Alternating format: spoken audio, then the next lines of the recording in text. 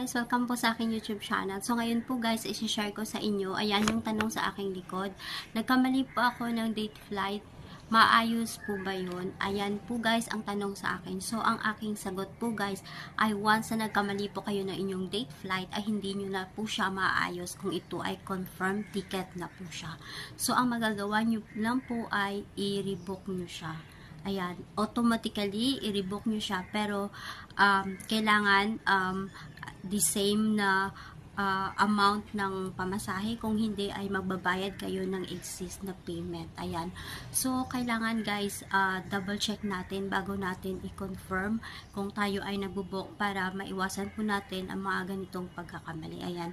So, sa masasabi ko lang po sa next time ay pag nagbubook po kayo, before nyo po i-confirm ay i-double check nyo po yung mga details, especially po yung date flight o kaya yung personal details like including names, surname, birthday, at kung ano-ano pa po. Ayan. So, para maiwasan po natin next time ay dapat i-double check po natin. At saka po guys, kung halimbawa nag-book na tayo tapos nagkamali po ng book flight ay automatically, kung within 24 hours, ay wala po kayong babayaran. Pero, the next po na week or may babayaran na po kayo. Ayan. At ito pa guys, usually, yung mga tanong sa akin, nagkamali sila ng pangalan, nagkamali sila ng birthday, o kaya ng date flight.